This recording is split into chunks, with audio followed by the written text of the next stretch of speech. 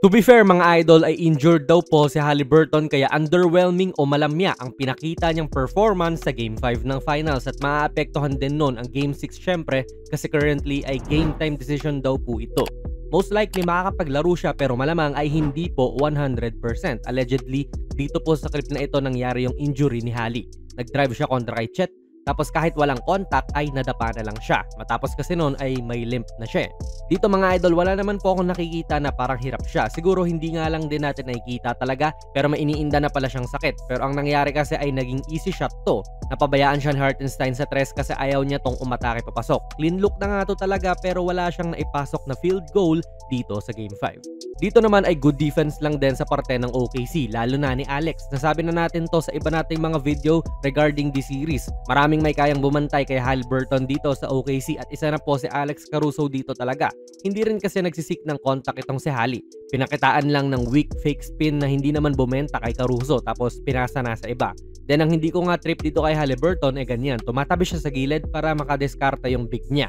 At hindi naman din po masama yun mga idol, don't get me wrong. Pero kasi hindi naman shot creator tong si Obi Toppin So dapat kinuha na lang na kagad yung bola. Kasi ganun din naman, hahanapin din siya ni Toppin kasi hindi nga to magke-create ng sarili niyang tira. Unless na lang si Pascal Siakam yan, pwede pa. Tapos usapang matchup pa rin, si J-Dub naman ang katapat niya ngayon. Na-qualified din bantayan to at all defensive second team din yan ngayong taon. So nadepensahan na naman siya ng maganda. Kaya dapat lang din natin bigyan ng credit itong OKC defense mga idol na trap na naman sila Haliburton sa pagkakataon na ito. And since injured nga ang alak-alakan niya, hirap din to probably magmabilis parate. Nagdadahilan pa no? Pero parte din kasi yun.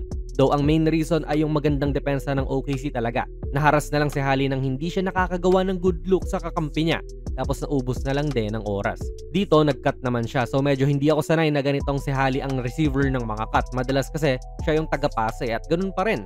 Maganda ang pagkakadepensa ng OKC. Ganda ng pagkakaswitch ni Caruso dyan sa cutting na si Haliburton. So kita nyo, kahit pa-injured yan, hindi nila pinababayaan at nagsistay true sila sa ginagawa nilang depensa.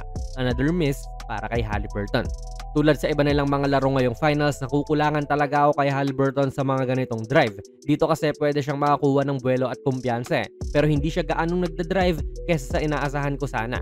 Ngayong finals po ay 9 drives per game. Ang ina-average niya, okay naman na numero yan pero inuungusan siya ni TJ McConnell na 10.8 drives per game naman ang ina-average. Tapos significantly less minutes naman din po ang inilalaro nito ni TJ mga idol.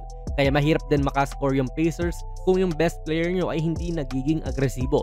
Though dito, na-rewardan siya sa kanyang drive. Pero may mga drives din naman siya na huling-huli ng OKC. Maganda rin talaga ang defensive plan nila mga idol. Well, floor general naman din kasi siya.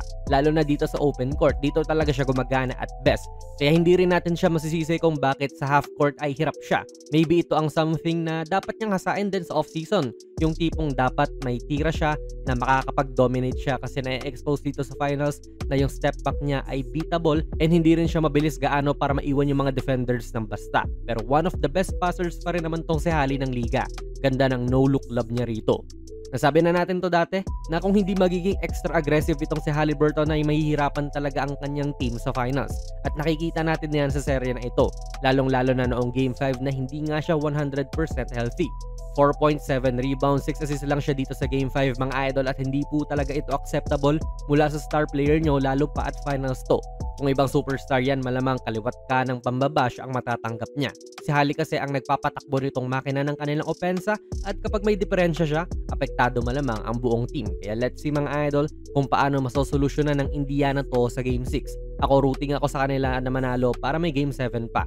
Hindi rin kasi tayo makakagawa ng video about sa Game 6 at wala ako sa buong weekend Kaya ano po ang masasabi niyo sa video natin ngayon? Ilagay niyo lang po ang inyong mga komento sa ating comment section. Kung nagustuhan niyo po ang ating video ay pakipindot na lang idol ng like button, mag-subscribe ka na rin sa ating channel.